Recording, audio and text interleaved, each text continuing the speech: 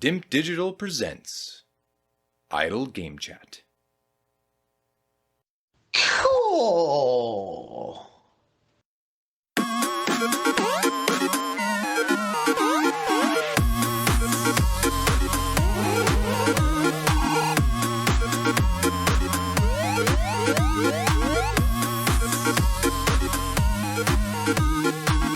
Hello, apps here from Dimp Digital. Welcome to Idle Game Chat. This is Dimp Digital's flagship video game podcast where we take you through the ups and the downs of the video game world.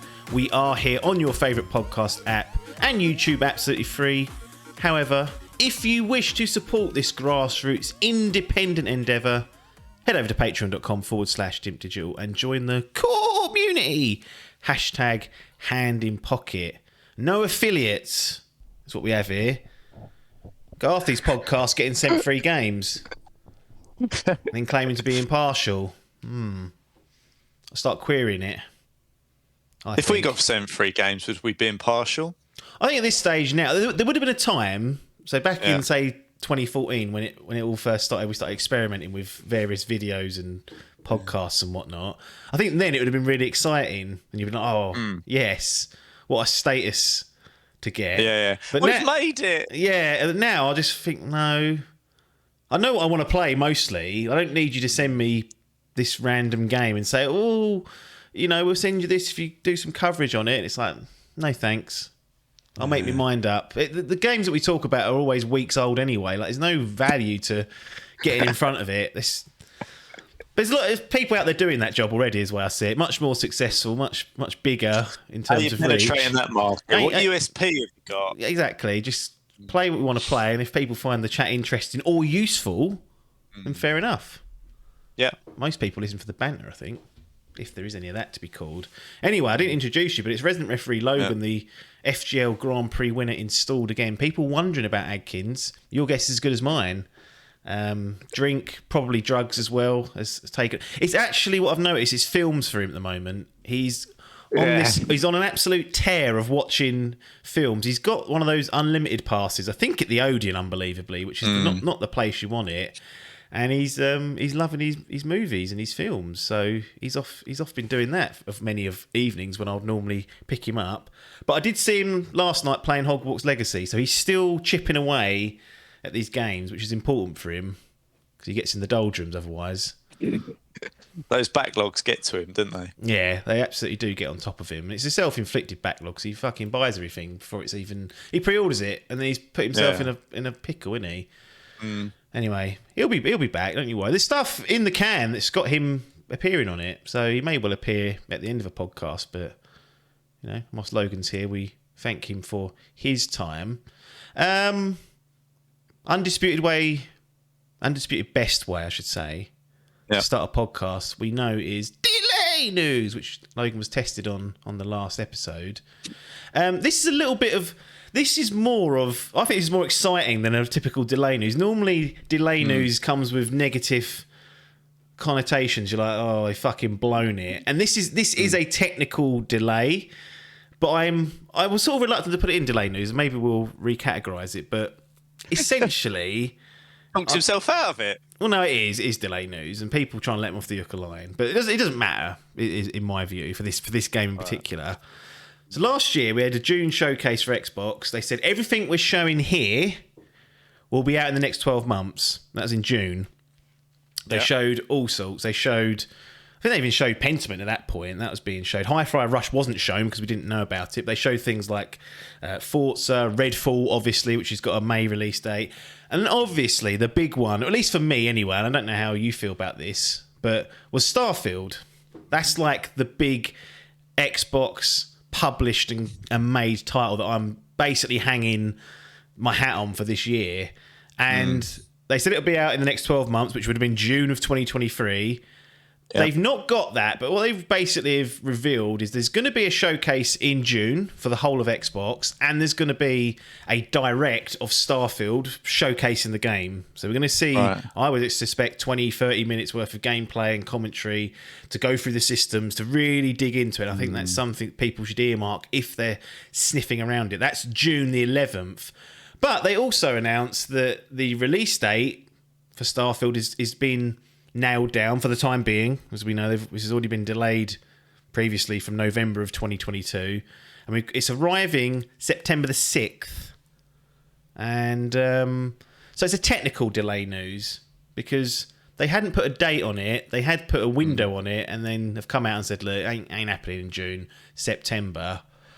I guess, first of all, yeah, where are you sitting with Starfield? Because people that made Skyrim, great game. People that made Fallout 3, one of my personal all-time favourites. Fallout 4, associated with Fallout 76, which is widely considered a disaster from many aspects. And my quote is always, they've not made a great game, I should say, in 10 years, which would have been, in my view, Skyrim. It's over that now. But they have made one of the most influential games ever in Skyrim. And for those that liked Fallout, it has a similar style and kind of substance to it. Not one for Logan because of them squabblers and scrabblers, those ghouls. Actually, I think the ghouls actually are the friendly ones that have like been radiating, their skin's falling off, but they're still human, and they turn into basically zombies once they go too far. Anyway, I'm talking over you, not letting you even answer the question I asked 2 minutes ago.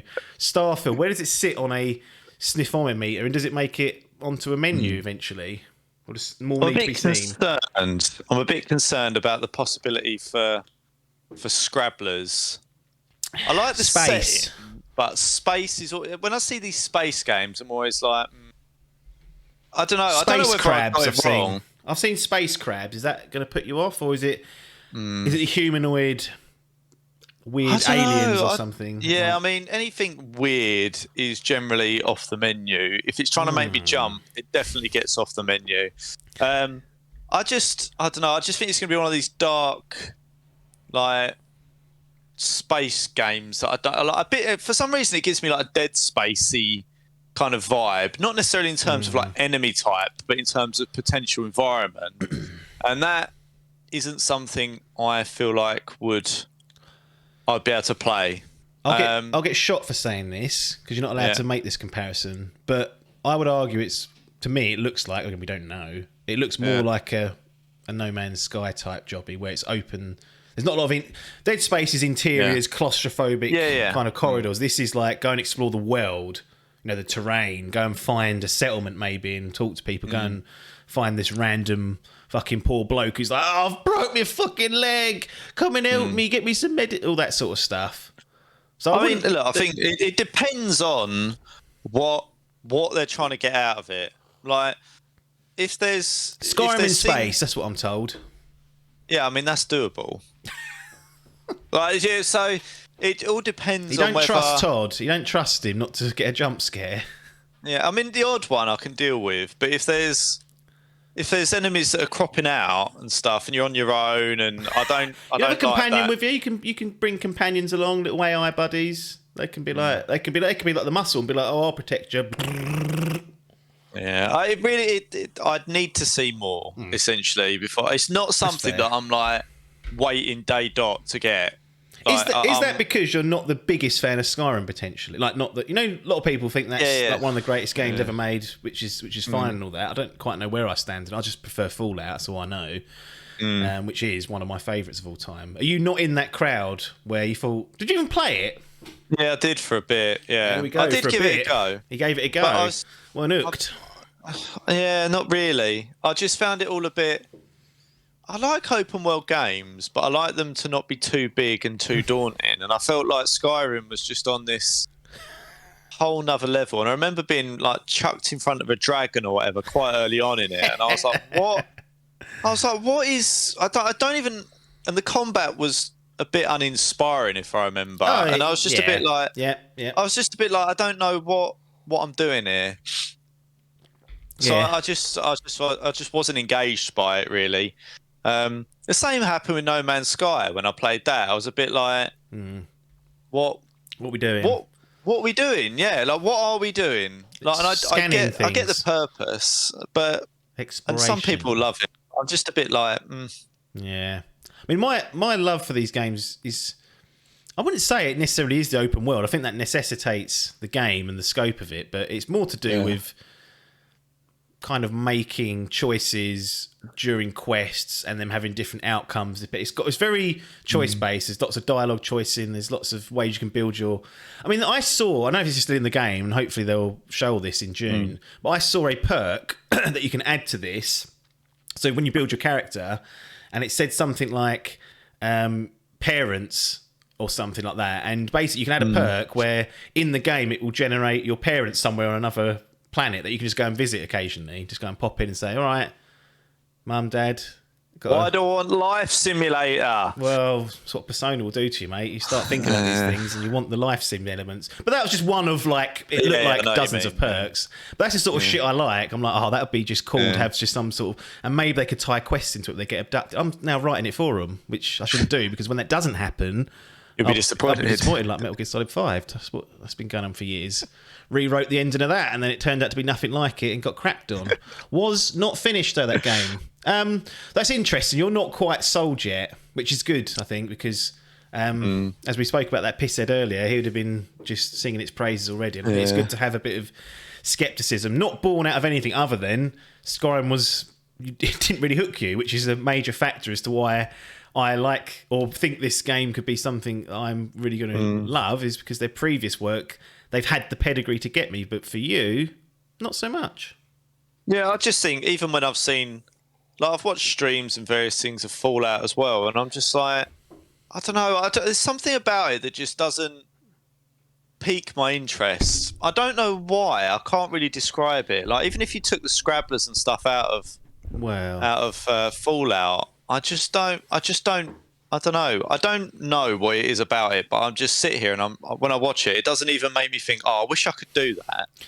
I think one of the things that you value, I think most people value, but particularly, I mean, you can play these games third person, but generally that's a disaster. You want to play them first person. Yeah. But the combat, like you mentioned in Skyrim and in the Fallout games in particular, are subpar, really. It's piss poor generally. Like, it really isn't up to subpar to piss poor. He's really thought about it and gone, that's not far enough. It's bad. I just want to use the term piss poor more. Once you sent me that Simon Jordan tweet, I was like, that is such an underutilized description of how things are sometimes. But generally that's their weakest part of the games, are the combat. And you obviously come from a background.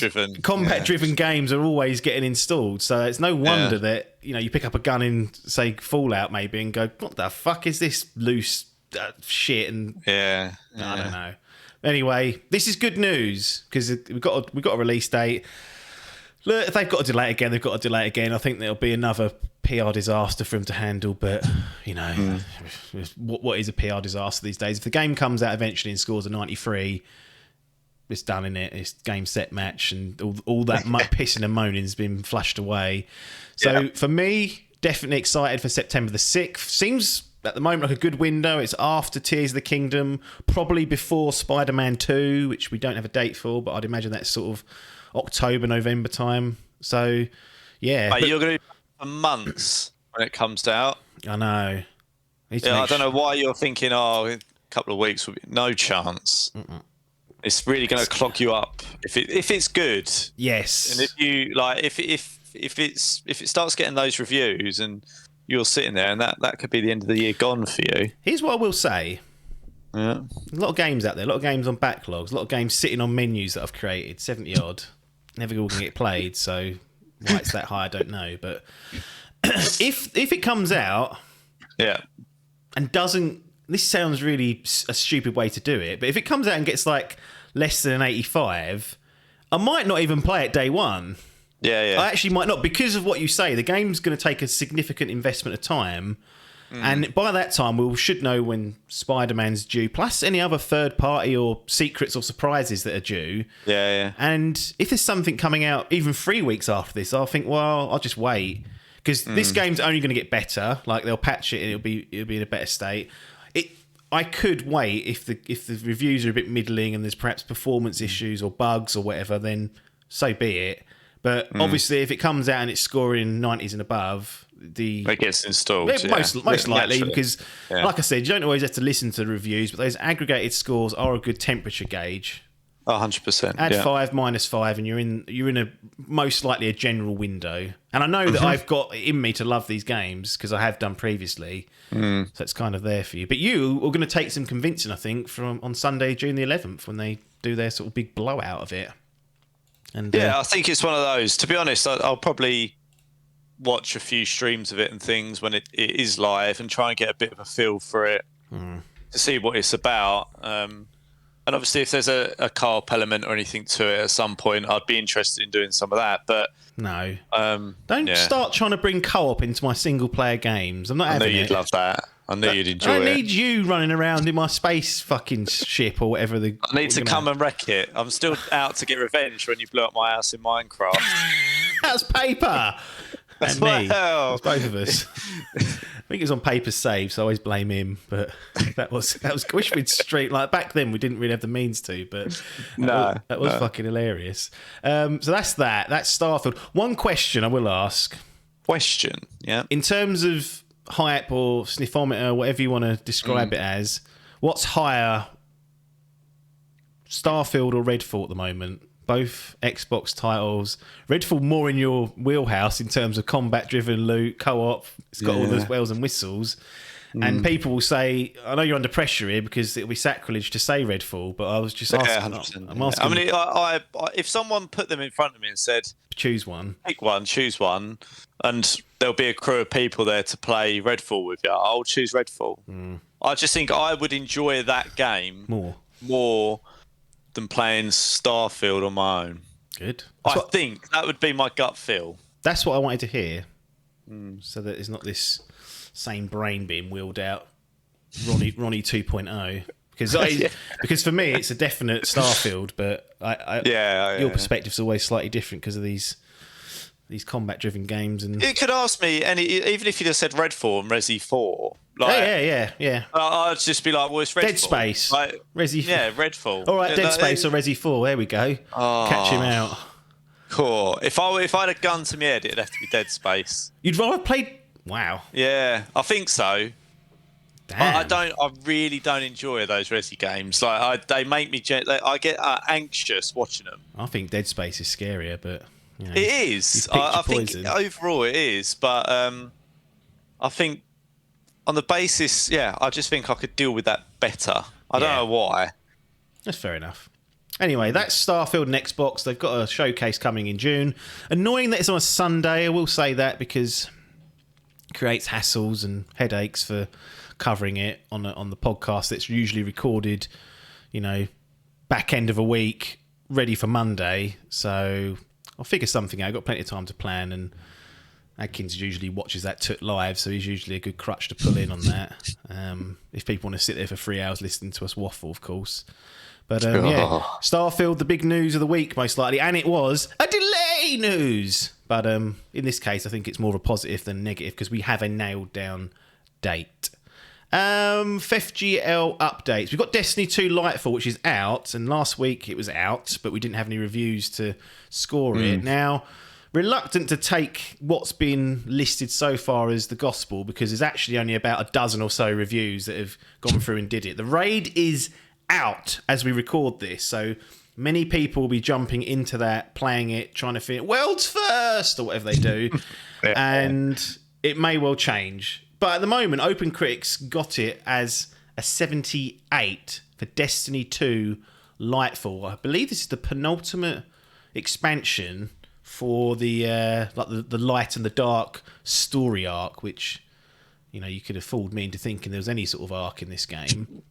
But that's in Parky's Grand Prix team. It's also in Hall's Grand Prix team. May I say, I don't think that was what either of them were hoping for. The Witch Queen scored an 88. So 10 points off the mark potentially. What do you make of that then? I mean, it's early. It could go up. I doubt it'll get to an 88 now because it's already kind of got a few hooks in there. Damage has been done. Damage may well have been done. The raid may well boost it a few points. It may scrape into the 80s, but Destiny 2 Lightfall. I mean, this is I see this as another example of Bungie just blowing hot and cold. They seem to do one absolute thriller, and then they go, right, put feet up on this one, and then the next one will be the absolute thriller. So, Lightfall, talk to me. Yeah, I mean, I haven't played Destiny 2 for some time. Why is that? As you well know. I just We all used to play it at one point. yeah, I mean it's just it's one of those games that requires you to constantly be grinding it to get like the next bit, and there's only so much. I mean the gunplay in it is fantastic. Like I'm not even going to say like the gameplay in itself is poor, 'cause it's not. Like So I really good. like it. Yeah.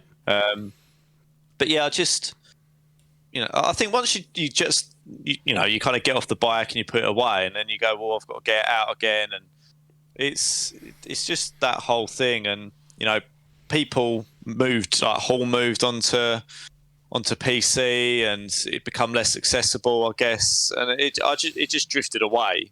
Crossplay now, Discord.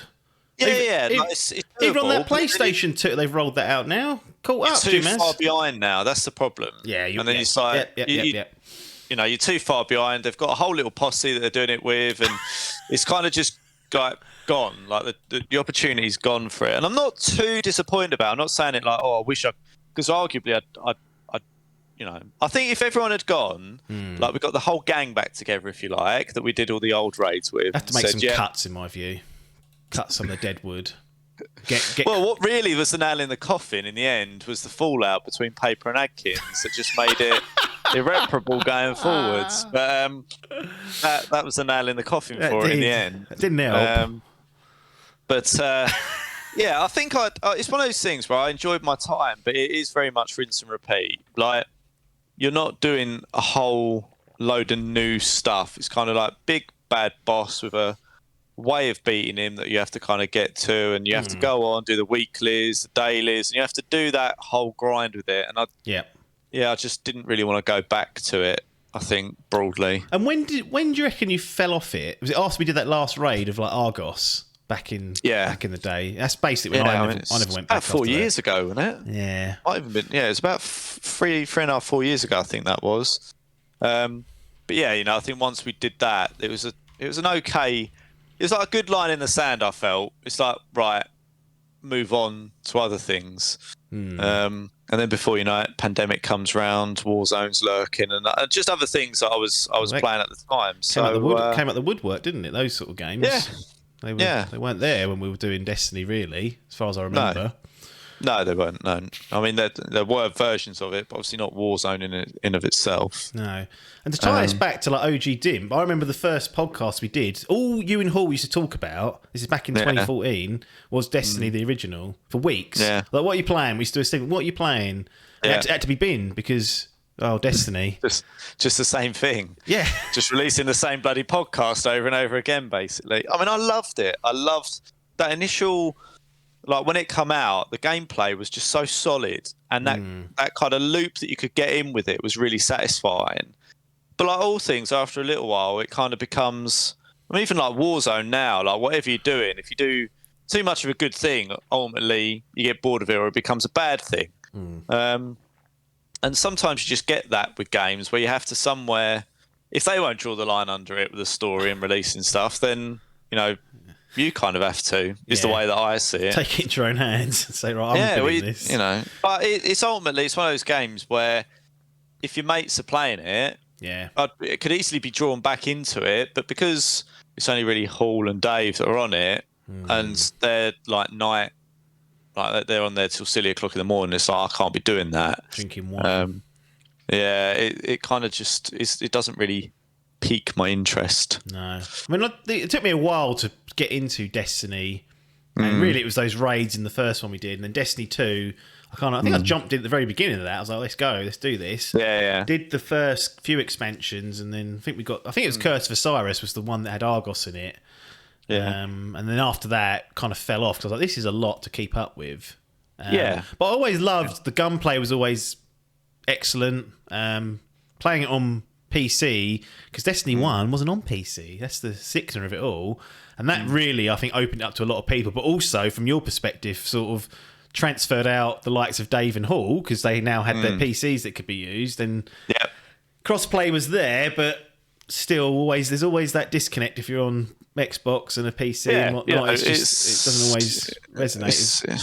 It's natural, isn't it? And I'd originally started on PlayStation and then moving over to Xbox and stuff like the whole thing. I was kind of like PlayStation, Xbox, PlayStation. I was always straddling the two. Different characters, because at that point there was no character progression that you could transfer. I mean, Dave had like, I think he bought a PlayStation to play Destiny on on PlayStation with others on there. I mean, they were like archaic times when crossplay wasn't a thing, which now seems unthinkable when you think about that.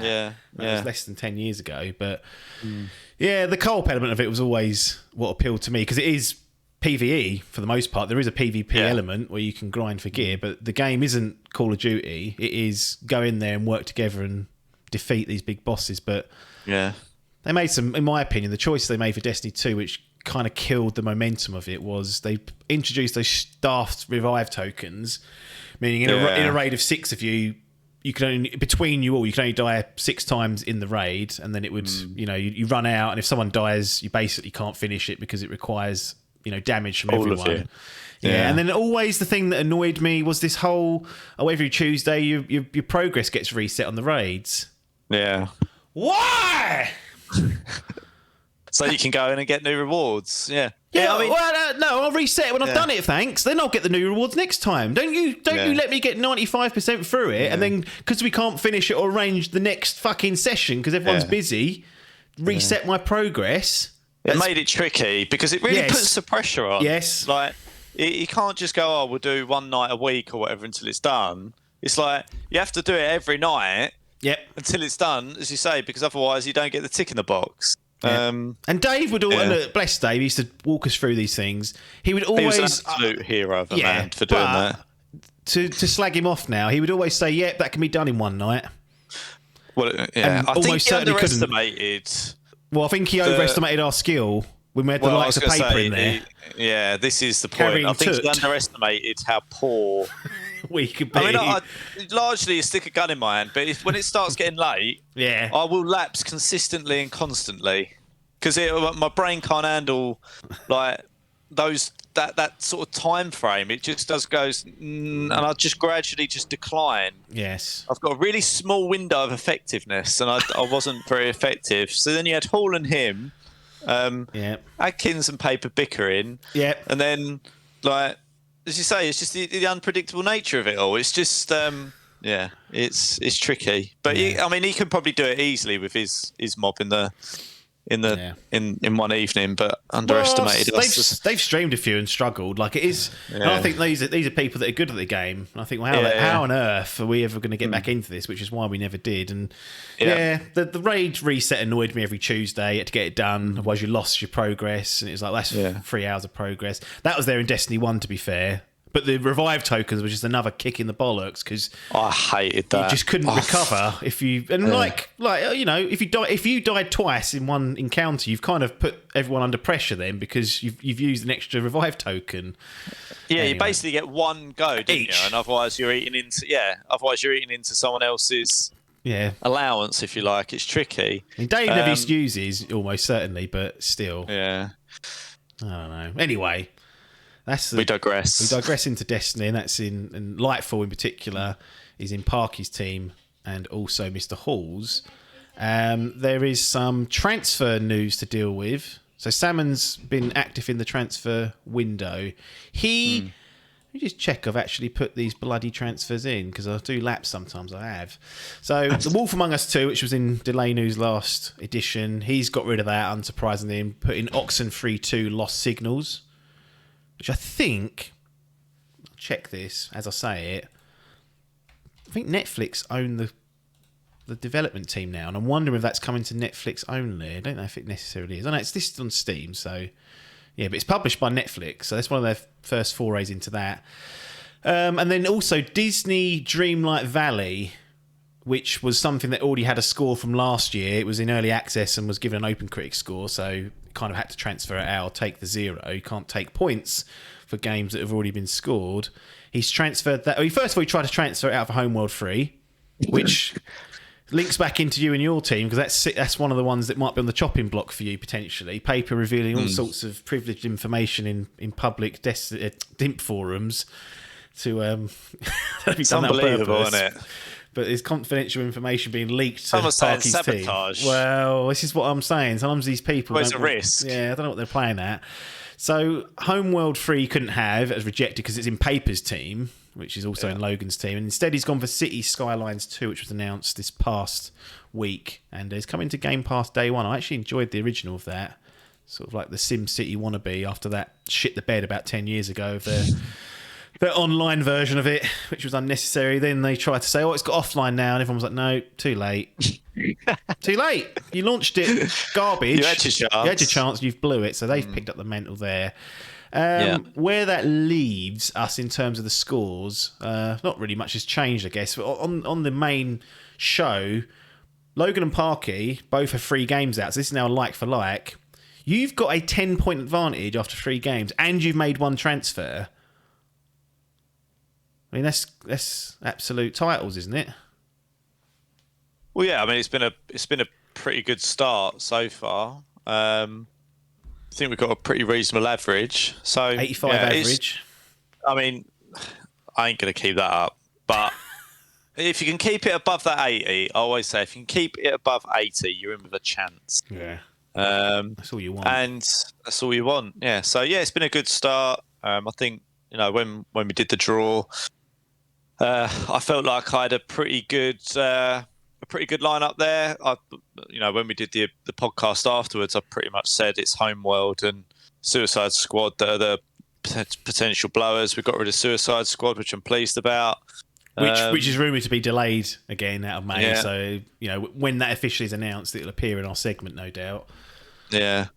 But yeah, just got to keep it up now. Hopefully the next, I think as long as the next few that come out are good, it really just puts the pressure on Parky. Yeah. So that's where you want to be, in leading at the front, not chasing. Yeah, that's 249 versus 239, Logan and Parky there. That's the 10-point gap. The actual Grand Prix, Biff's still in the leagues. He's got the most games out, 459 after 6 games. Salmon, 5 games, 387. Paper, 3 games, 237. So he needs to buck up his ideas a little bit. Adcock, 2 games, 161. Hall, 2 games, 80. What am I talking about? 2 games, 154 of an 80 average. 2 games, 80. Come on, I mean, that's a disaster, isn't it? And then Adkins is still yet to get off the mark, biding his time. Absolute feet up. Yeah. I mean, his first game, I'm trying to look here, his first game will probably be, probably Zelda. I'm trying to, maybe the Lords of the Fallen. I don't know if that's got a date yet. And potentially Forza Motorsport. There's no date on that, but given they didn't give a date at the developer direct, suggests that this part of the year isn't maybe going to be second half. So what? It's all of his second half of the year then? Yeah, well, he's got things like Zelda. He's got Spider-Man 2, which is second half of the year. Final Fantasy 16, which is like June time. And then other stuff that I don't think's got a date, like Lords of the Fallen or The Lords of the Fallen, Forza Motorsport, Stalker, Tekken 8 the day before, and he's got that Suicide Squad. Just really puts the pressure on late in the year, doesn't it? It does. You want to try and bank him, I say, but we'll see how that pans out. Anyway, I wanted to start with this, or even this might be it, depending on how long the waffle goes on for. If I can get my fucking tabs sorted, it will help. This is a tweet sent out from one of your favourites. Quote, imagine trying to extract with an item you discovered worth $100,000 on the chain. Think about entertainment value as a viewer, let alone player. A new PvP experience is upon us. The concept of a digital collectible is in an online game is so exciting to me, especially an extraction type of game. People saying scam and are just brain dead headline followers. Same people that spend a ton on skins for an annual release of a game. Same skins everyone has too. So this obviously got some traction because in the world of the hive mind of gaming, any form of blockchain technology or NFTs is just crapped on immediately. Perhaps rightly so. But I thought it'd be an interesting discussion point. We've not really spoken about anything to do with NFT or digital collectibles on that. And we've both dabbled in the crypto market I don't, with varying success. Maybe not No no success. success potentially. No success, really. Yeah. And so we've dabbled in that part of it. I don't claim to understand the technology of NFTs, other than you can essentially, in theory, extract that item and use it in another game potentially, or sell it onto a free market, etc. But as a man that dabbles in these Warzone type games that do offer in-game skins that aren't blockchain related technology. What do you make of, not necessarily Dr. Disrespect, he's obviously winding people up to a certain extent, and chucking values of 100,000 on there is ludicrous. Yeah. Like that. Like, imagine the cheating that goes on now, where there's nothing on the line, and then introduce a digital collectible that's worth some level of real money. I mean, you'd have to make the game so watertight that it just won't happen. It's impossible. These cheaters will get in there and get access to it. But the idea of these skins potentially being on a blockchain which offers more freedom, and I don't know what the big idea to it. One of the explanations I've had is that you earn, I don't know, let's say a Spurs skin or a Conte skin for a gun in Call of Duty, and then you're like, oh, I'll go and play Destiny now. Oh, I can take that Spurs skin and put it on my gun there. Now, in order for that to happen, both those parties have to agree to it, which they never will. So the whole idea of it, I think, is flawed from that perspective. But what about the idea even of just getting a skin that's worth some money to sell, and then that being there basically because it's on some sort of blockchain? Although, again, this has happened in other games. Diablo 3 has had an auction house. You can sell trading cards on Steam. CSGO had a skin trade. This stuff's been done without the blockchain technology, but I'll stop waffling. I've chucked a load of crap at you. Cipher through it and let us know what you think. Yeah. So the first thing I think is some people love to use words like NFTs and blockchains because they're like funky buzzwords. I've seen how NFTs work in a market, in a crypto market. Yeah. And again, I don't know. I mean, you see some of these NFTs, like some random person will draw something and then they sell it for like a fortune, like hundreds of thousands of dollars as an NFT on a crypto exchange, and they own the right to it or own that NFT. And I'm like, honestly, I just don't really get it. Like, I just don't understand really what the purpose of it is. Like, is the idea that it's investment? Is the idea that, is it just a piece of art that you want to own? Is it like having a picture on the wall, except instead of a wall, it's in your wallet? Like, I'm still struggling with the overall concept of it. I get the idea of a non-fungible token, and I understand, but like, why in a game? And to your point, like, I don't want to buy a skin for 20 quid. Like, why am I going to go and do this whole high stakes thing? Which, let's be honest, I imagine they're not going to give something away for free.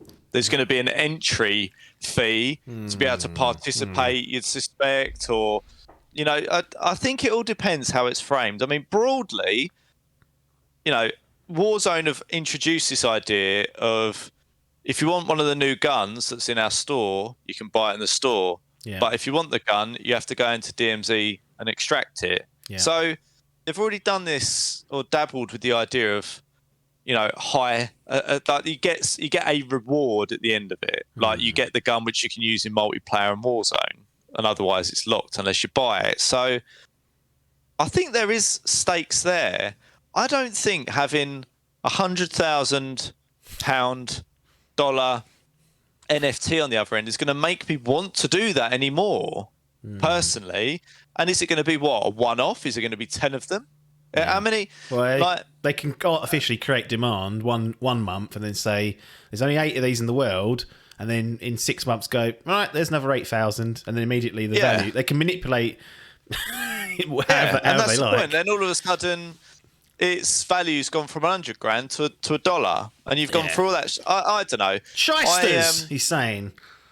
I just don't know. I like the idea that there's a game mode with something at risk, but I can understand how that would be good as a player. Like, you remember when we used to go into the Division and into the Dark Zone, and you'd find a good bit of loot, and all of a sudden you're thinking, I want to get this out. Like that.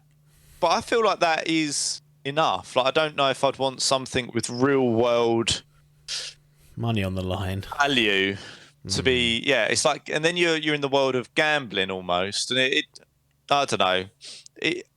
I can understand why in certain instances it would perhaps be people would enjoy doing that, but I just don't think it's something that I'm like jumping up and down for personally. The thing that I like about gaming is that it's all virtual. Like what you're doing has got no bearing or effect really on my real world wealth or anything. And then all of a sudden you go and you can extract something worth 100 grand. It's like, well, now this is bleeding into like something a little bit more. Well, like I said at the top, how do you regulate and stop the cheaters from? Because there's, I mean, that's a huge problem. I mean, if you take Warzone as an example, and if the thing is, if there's something that's worth money at the end of it, someone will create something, find, you know, loopholes and you name it, and exploits. And I mean, Call of Duty, as an example, is rife with that shit as it is. There's nothing on the line. There's nothing tangible on the line for people. Other than a win. Like, so if people are doing it for that, what are they going to do for something that's worth saying? And then how are they going to manipulate the value in the market to increase that even further? Because that's what people do. So I think there's a number of problems with it that I can see. And then what you're going to do? You'd have to be over a certain age, right? You're going to have, how are you going to link that to the blockchain and a wallet? And there's a lot to work through there. Yeah. It's definitely a bit of a polarizing subject, because you've got some people that just and the claim is that they're open-minded to it, which I think is fine, but when potential issues are kind of presented, there's no logical answer. I very rarely hear back to say, oh, you're wrong, you're misunderstanding it. It's like the things that even we've just spoken about there in a few minutes, which isn't research in any way, are just off the top of our head, seem like genuine concerns that may come about. And you know, if we've got someone who knows what they're talking about and can say, you're wrong there, then fair enough. But I just don't understand the point in it in many aspects. Like, what's wrong with how it is now? And there's plenty of examples of saying that, and then suddenly a new technology comes on and changes things. But why is it so polarizing? Why is it that you've got some people like Dr. Disrespect, who clearly now is like, anyone who kind of criticizes it in an open forum is just, as he says here, brain dead. I know he's a wind-up merchant, but he's clearly on the side of, and he's what's that game he's bloody making, or Dead Drop? I mean, is that going to have it in it? I just would assume he would like to introduce that at some point if the technology is mature enough. But what is the appeal for some of these people? And also, why are people on the other side so against it and don't even want to talk? Don't give it airtime. Yeah, I don't know. I mean, I think with everything, it's like, if there's something to be done there, if you've got an idea, do it then and see what happens. Yeah, show us what your idea is. And I get it. Like, imagine if there was like I imagine it would run like tournaments would. Yeah. That's how I imagine it would be used. So instead of regulated in some way where it'd have to be. Yeah. So like the Fortnite tournaments they used to run, and there's rules to participation, and if you're suspected, there's people watching everyone, and if you're cheating or suspected of cheating, you get booted out. Like, I think that it'd have to be in that sort of environment. But it's basically, instead of, if you are the last one standing, you win 50 grand. It's if you're the last one standing, essentially, that's capable of extracting this item, then you get to keep it. Yeah, and it will be worth X. It's just a way of transferring something of value and being a winner. It's like a prize pot, isn't it? Yeah. But as always, it's how it's executed, I think, and that'll be the interesting thing.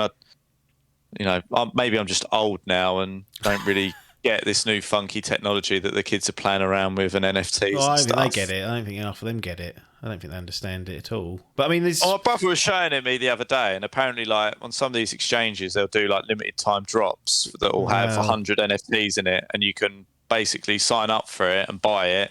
You get a random NFT like image out of it, and then that's yours. And it might be worth something, it might not.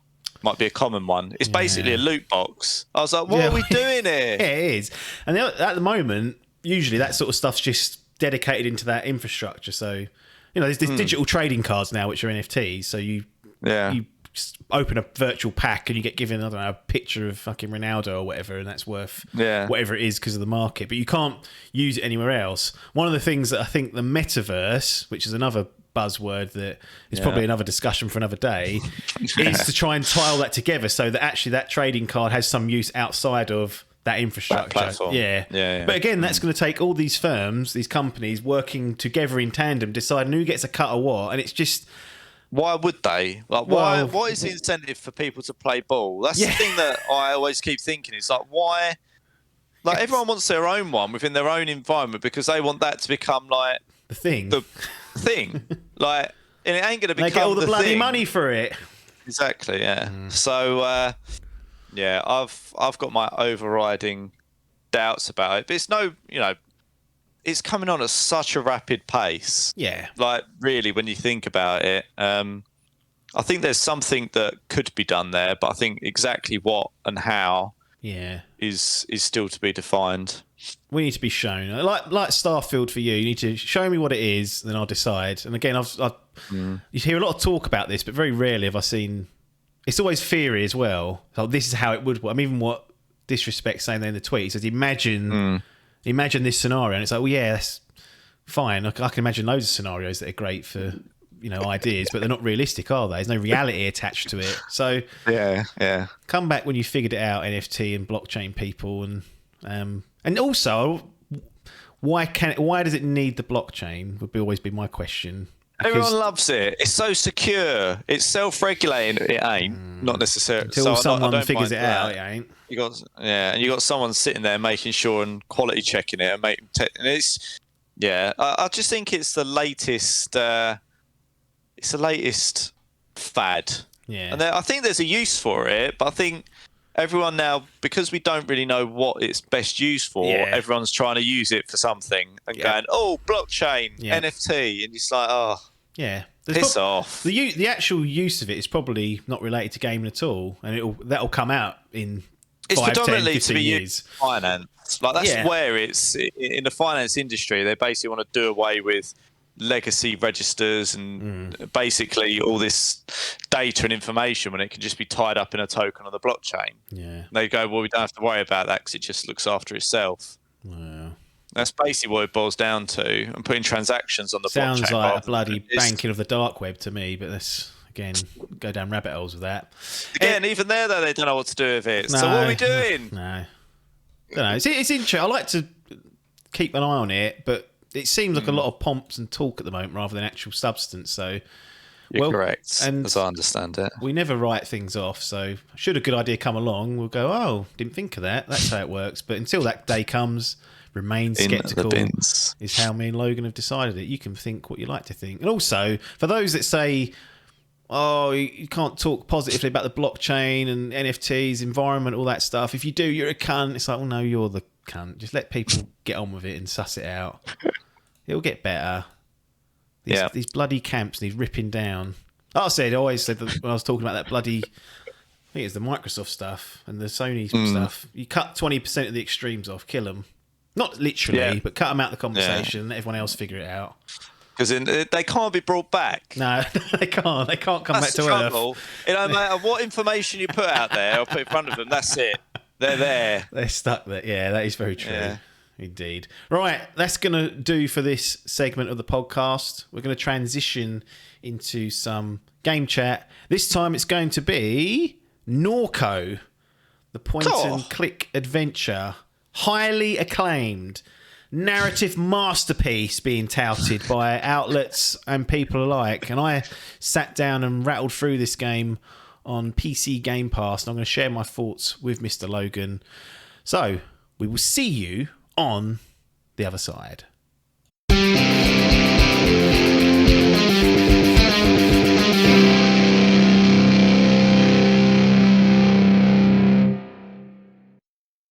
Here we are then, back with some game impressions to close out this edition of Idle Game Chat. You got Apps here, joined by the Nearly Man.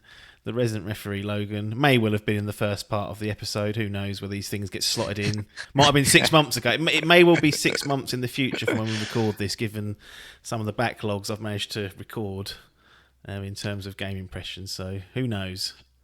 By then, I might not be a nearly man. No, you might. Likely I will be a nearly man, but you never know. It's very true, and we'll also probably be staring down the barrel of another interest rate rise. So if you want to try and date this one back, then there's a little clue for you guys that like to play that game. We're here to talk about NORCO, or specifically I'm here to talk about NORCO.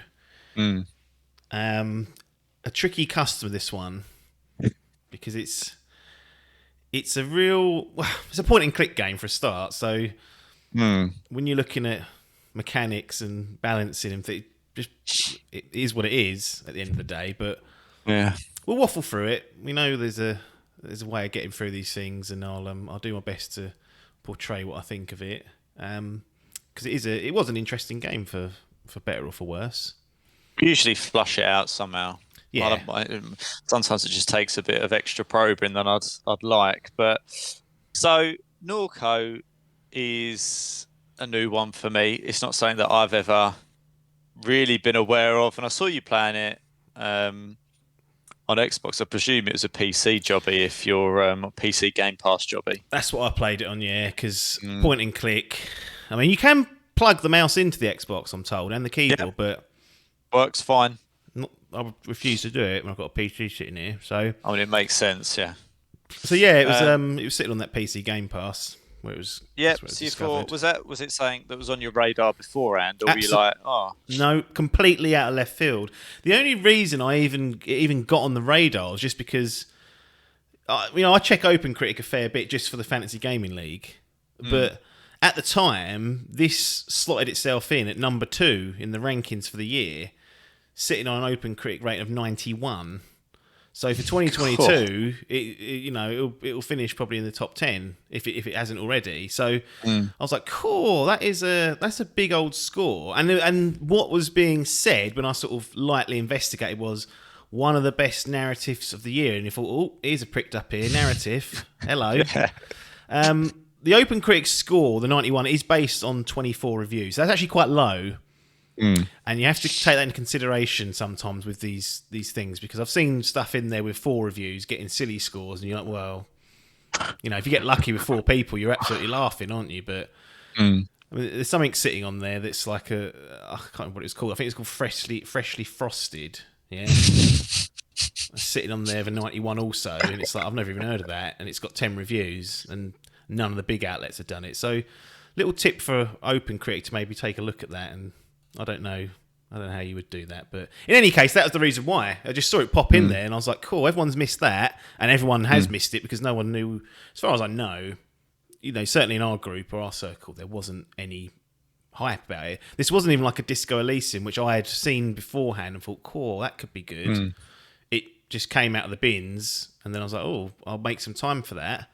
And then it was sitting there on Game Pass from day dot, so I thought, well, this has to be got at. I mean, even if it wasn't on Game Pass, it's £12.49. So we're talking low prices here. It's been on sale as low as a tenner already. So I mean, it isn't a consideration from that point. And I thought, well, if we're getting best narrative of the year touted, I have to investigate myself and see what I come back with. No, I think that's perfectly reasonable. And as we've said many times before, this is where Game Pass kind of comes into its own, where you can just, it's my default place to check for games now. Like, are they on there? Are they coming on there before I do anything else? And, the stars sometimes align. But it's interesting you say you saw it. You just sort of saw it crop up on OpenCritic, and that's what led you down the path. So, have you got the old store page in front of you? I do indeed. I've actually noticed on the Xbox app on PC, they've actually got a little tiny sort of synopsis at the top, which is more of a... So I'm going to read a bit of that and then probably the first bit. But it says here, NORCO is a southern gothic point-and-click narrative adventure that immerses the player in the sinking suburbs and verdant industrial swamps of a distorted South Louisiana. Your brother Blake has gone missing in the aftermath of your mother's death. In hope of finding him, you must follow a fugitive security android through the refineries, strip malls, and drainage ditches of a suburban New Orleans. It's a lot very descriptive. And there's a lot of words there. There's a lot That's of what words. I sometimes find with these. They're very wordy. It's like, Yeah. let's got all the adjectives and descriptive words we can think of and bung them in there and see what they make of it. So basically, point and click jobby, find your brother, follow this android. I don't know why it specifically mentioned that. That's not a selling point. What's that doing in there? It's just a character you meet in the game. Like, what? Why mention that you've got to follow an android? I don't know. It's not that important. I mean, I picked it out of there because I was like, oh, there must be an element of, I guess, sci-fi to it. Then. Maybe, right, okay. Yeah, but maybe you're right. Maybe I'm being overly critical there. It just seems like a strange, specific strand of the story to pull out. Yeah, why not just say search for your brother, and then, you'll find out that you meet the android that can, get you on your ways. Strange. The android element might just drag people in somehow because they go, oh, it's got some element of science fiction in it or whatever. I don't know. Interesting. So we've been here before recently with a couple of narrative playthroughs. And I think to what you said, sometimes it can be tricky to place these and talk to the pros and the cons. But I guess, what you would have liked about it, I guess you're hoping would be that narrative. So I guess that's probably a good place to start in terms of thoughts. I think so. Yeah. So the writing is good. It sets the scene really well. So some people will find it overly descriptive. Like, it's very wordy at times.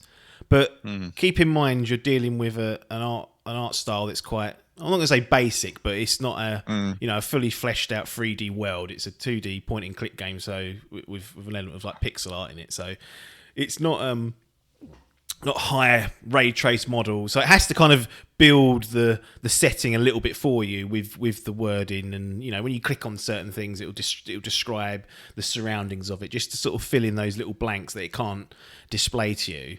It's actually genuinely funny at times, which I wasn't expecting, because it sounds very bleak and very serious, doesn't it? And it is for the most part, but there are some extremely funny moments that actually had me cackling at one point, or a few times, in fact. Right. What I would say of the story is, it's a bit strange for me. It's a little bit odd what's going on, and the setting's not necessarily odd. It's kind of this dystopia. It's kind of like, it's all gone to shit. It's in the near future. I guess it's trying to do some commentary on, stuff going wrong, and there's a oppressive kind of controlling, malign influence or organisation that kind of runs all the refineries and has it's that sort of setting. But there is some strangeness, some quirkiness perhaps, that perhaps didn't. I like a little bit of strange, but this at times I was like, what is going on here? But generally well written, I'd say, and funny, and probably does the right thing in terms of making sure that it's descriptive enough so that you can fill in the blanks where the visuals aren't offering you the level of detail. One thing that's really strange, okay? Yeah. You go back to your bedroom when you get home. There's a little toy monkey there, obviously, you've probably had since you was a kid, or since the character was a child. You can choose to take the monkey with you or leave it there. It's up to you. If you take it with you, it becomes part of your party, and it can be used in combat. I'm like, what are we doing? It's just weird things like that. I'm just like, what's going on here? So there is some strangeness to this. It's definitely leans into its sci-fi elements, and has these quirks, which it'll be good or bad or somewhere in the middle, depending on your persuasion, I guess. I always think with it depends the way it's set. With these narrative things, it's really tricky. I mean, Tales from the Borderlands, the original one, was deliberately kind of comedic at times, and you got that through the story. But if a game's sort of outwardly projecting something serious, like looking for your brother, and then there's these there's comedic moments in there, but there's just sort of ludicrous things that happen, it kind of just de-immerses you. It sort of pulls you out of that immersion, which I think is important. And you need to be invested in the story. And I think it just removes a little bit at times how invested you are in the overall outcomes. Yeah. I don't know. That's kind of my thoughts and experience on it. Yeah. Does you feel like it does that? It's not overly. I wouldn't say it's overly distracting. I think just the oddness is the distracting part for me. Yeah. But then that is kind of the game. That is the setting. You know, this is a weird world they've created. So it kind of all fits the bill, and that's where the funny moments usually will occur, is because of the characters. There are some strange oddballs roaring around. Yeah. That you'll come into contact with and communicate with. So it's not tonally set as a comedy game, but it has just those kind of relief moments in there. And I think they've done a good job of balancing that, because I think any more it could have, like you said, been a bit overbearing at times. But I think it just it does add to it on a net sort of basis. Yeah. So I guess obviously you follow through and you point and click. Like, there's no real control beyond just go in there, look at this or whatever. Like, is it? Yeah. Can you interact with the environment, or is it kind of like? So you'll go to, say, a room or an area in the world, and you can click around. You might have to click to go through a door. It'll present a new screen. Yeah. But on each screen, essentially, there'll be a number of things that you can interact with. It might be a person, so you can go up to them. You can look at them first, and it'll give you a little like narration point, like, oh, so and so, you know, from the fucking beach or whatever it might be. Or you can go and talk to them, then it'll engage in some level of discourse, and you can choose what you say back.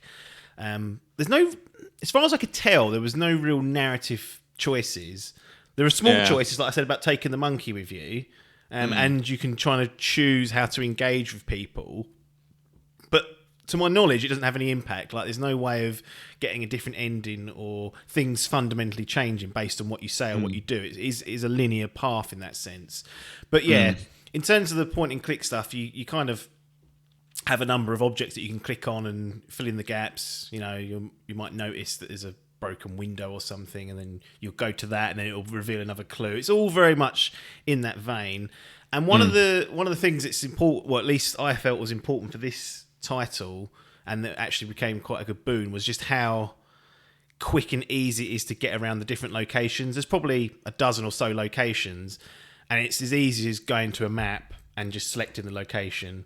Like in some point and click games, you have to navigate, say the alleyways on the far right of the map, and it's through 6 screens. You have to go through all the 6 screens to get to that one alleyway.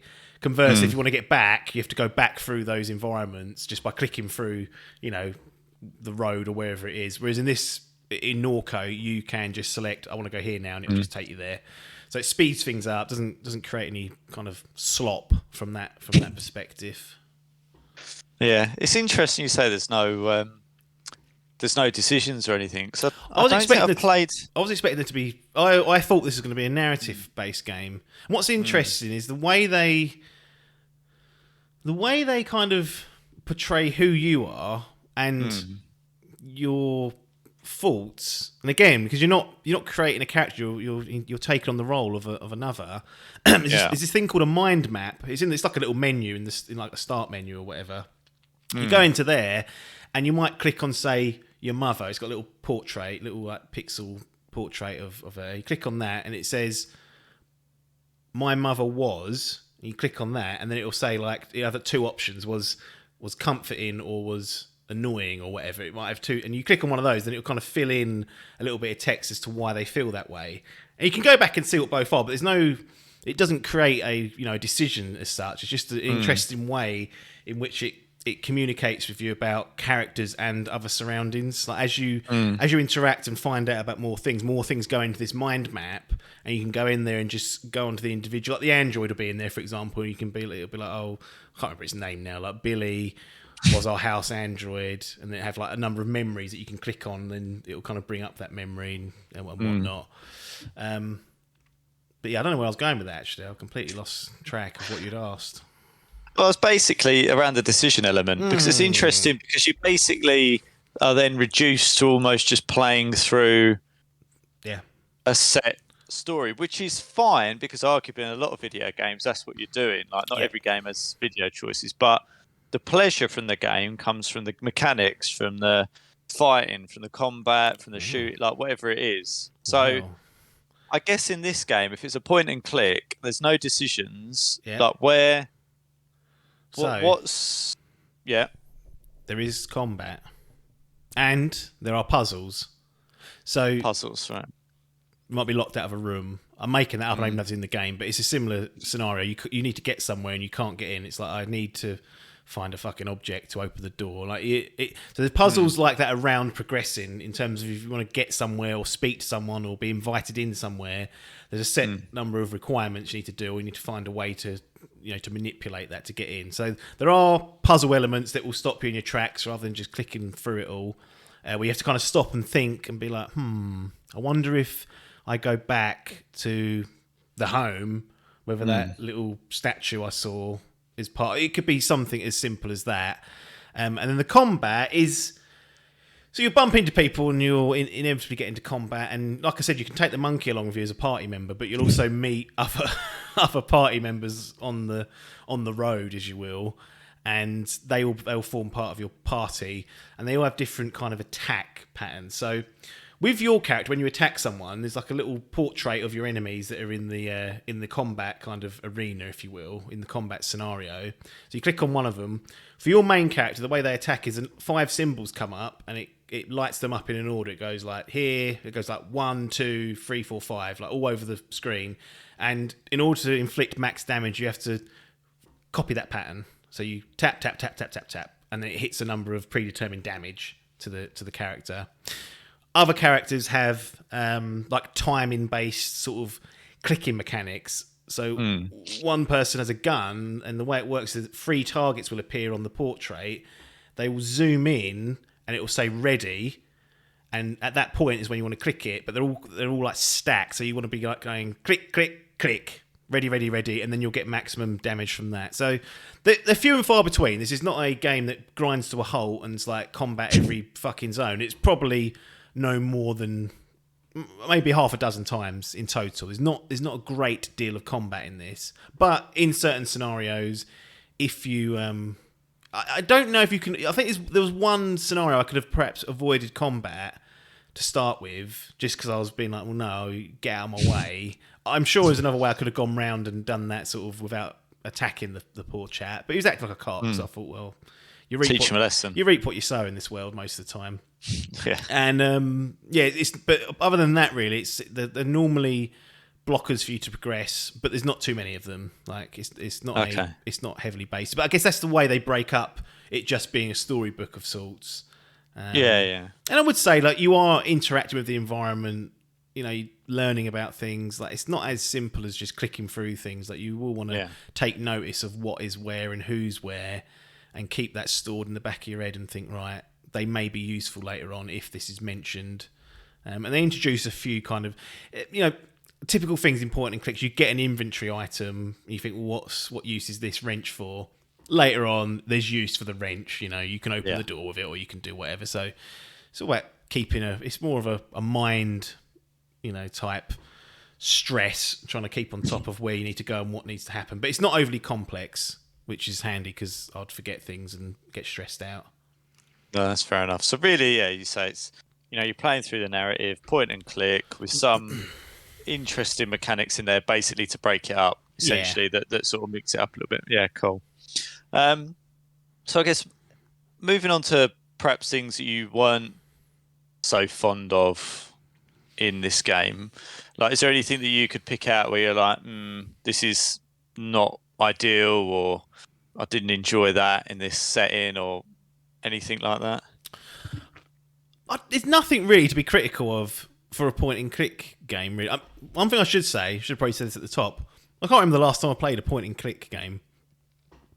Honestly, like a true one, not like a Telltale, which is sort of like an adventure type game. Yeah. One where literally you're in a static image of a location and you investigate the surroundings or the people. I honestly can't remember. It would have been the one thing I can remember is I remember I went around Paper's house when we were much, much younger, and he had like some. I'm sure there was like a Muppets game that was like FMV, but point and click. That honestly might have been the last time I partook in one of these. Trying to think. They used to be really common. Like they used to be, because they were obviously constrained by the limits of the power and the graphics and the capabilities. Like 20 years ago, 25 years ago, they were super common. Nowadays, it's one of those things that's died out, I think, because largely people just like, well, do I want to do that?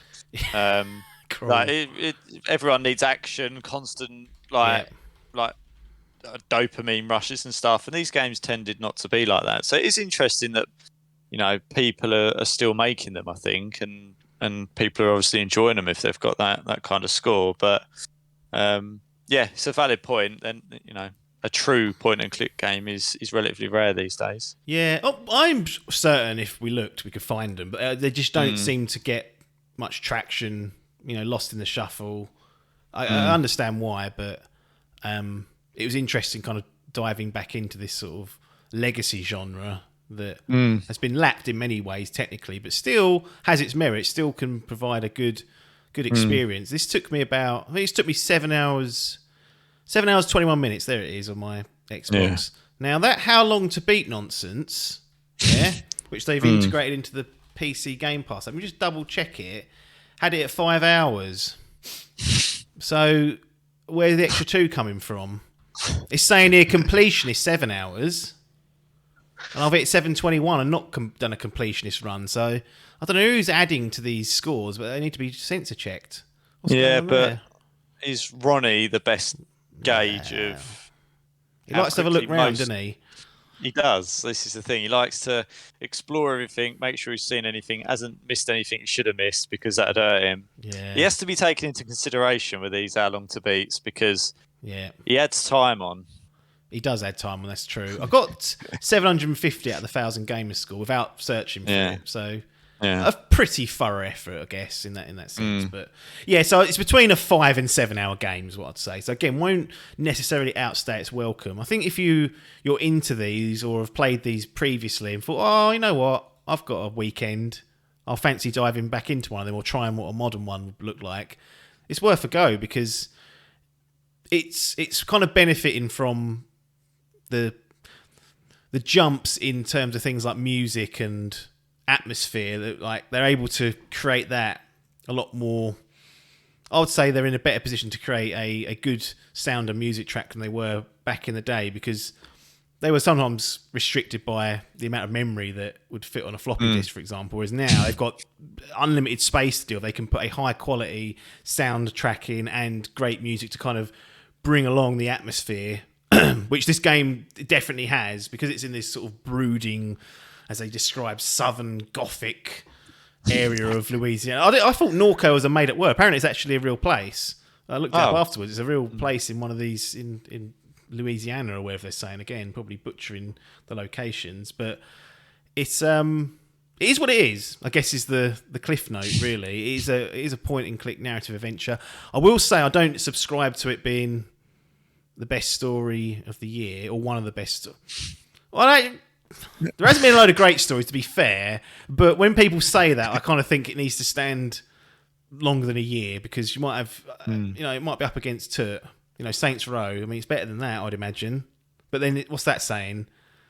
So it's a tricky one. Yeah, it is a tricky one. Because it's subjective as well. Oh, of course it is. Yeah. It's like when someone goes, "This is the best film of the year." You go, "Well, what sort of film?" Well, if it's Adkins, he'll say that every fucking week when he watches the new one. So you can't be trusting him. He's giving 9 out of 10s, 10 out of 10s, just like any Billy other. and Nilly. Yeah. But yeah, I had fun with this, and not that I'd ever ruled out a point-and-click adventure. I'm not going to sit here and say, well, now I'm definitely going to find all point-and-click adventures. No. But if I see another one that flashes up and seems to be, looking like it's getting some good press and whatnot, I'll certainly take a look. It hasn't put me off them. It hasn't made me a fan, so it's kind of like a middle road there. But I don't know what would get me to motivate me to play another one of these. But Norco in itself was pretty good.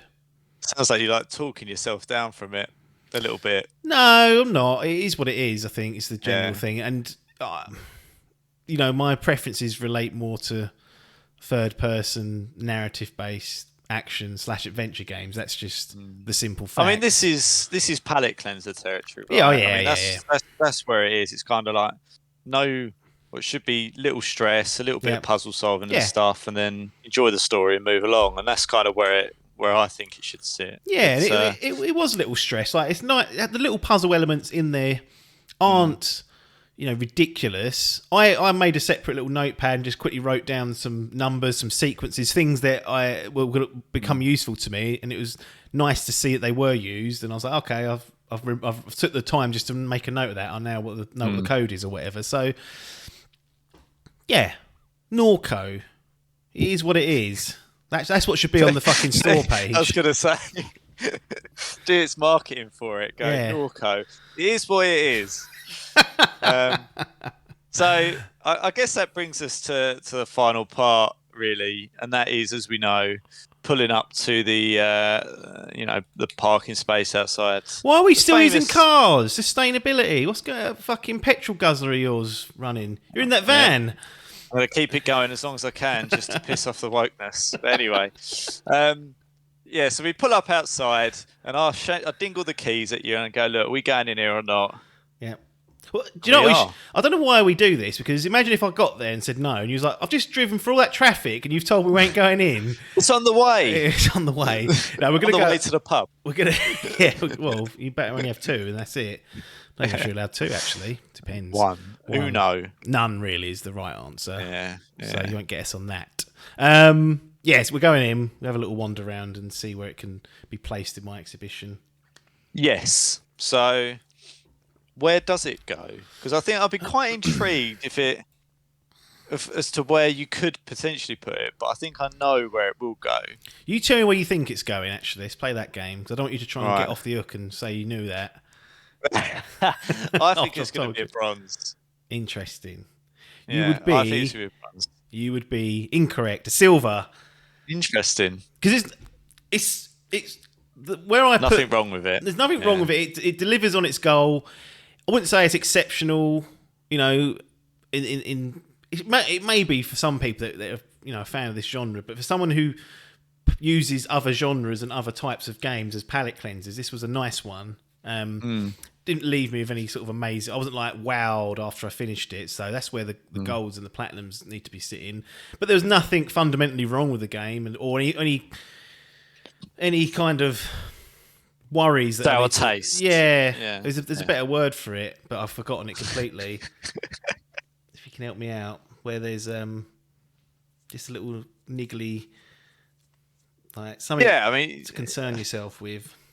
Yeah, you've played it and you went, yep, that's that.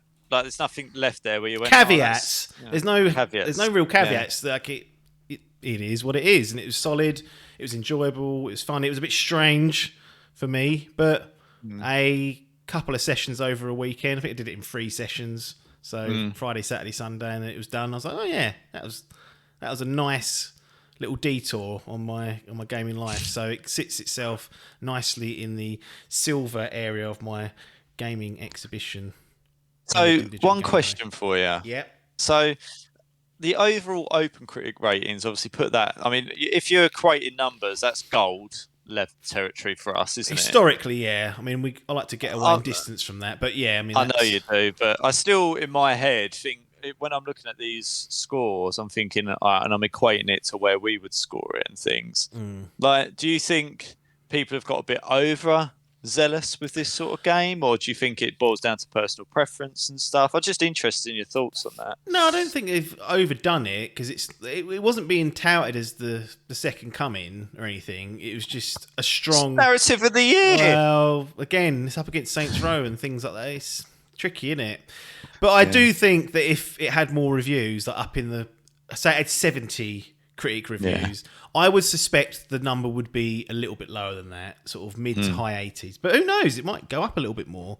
I think it's benefited from having only 24, which is still a lot of opinions to have in there. But you look at some games that are reviewed, it's in the hundreds. And therefore, anything higher in hundreds is a better temperature gauge. I won't say it's wrong, but I would personally expect it to fall down if more people had played it. Perhaps people that aren't fans of the genre. So I do wonder who gets given these sorts of games. They give it to someone who... You think they've got like a bias towards those sorts of things? It might be a bias, or it might even just be that they know that only a certain people that are going to be interested in this game are those that play them. So actually, does it make sense to give it to someone who's got experience and can say, here's what it does well with a point and click, here's what it does not so well. There's always pros and cons to doing that. It's like if we gave you Elden Ring and was working at an outlet and went, right, you go and review that, you'd be like, well, what you give me this for? Yeah, exactly. So there needs to I don't be playing that. No. Or give me Scorn, and I'm like, well, I'll just score at anything. Yeah, it'd be an interesting experiment to give games to people that have no right to be playing them in terms of their tastes. Yeah. But then what use is that other than to say, I don't like that genre, so it doesn't matter if it's creme de la creme, it's still going to get crapped on. So yeah, but 91 is what it sits at as we record this, and it's there as we record. It's there on Game Pass for people to give it a play. So, as I said, Norco sits itself in the nice silver area of mine. So no harm, no foul. Yeah. Right, that'll do for this episode of Idle Game Chat. If you have made it this far, thank you very much. We do appreciate your support. And those of you that are patrons, or if you subscribe on the old Twitch channel, you get our thanks as well. Although you don't get your name read out. I mean, there's so few of you, I could do that. But I feel like you're setting yourself up to do something extra, and once you forget about it or it becomes an official perk, they've got you over a barrel. So don't promise it. Give away the minimum, I say, and then never write down exactly what they are entitled to. Because then one day if I do it, it's a little treat. So probably never going to do it, though. Anyway, thanks for your time, and ta-da.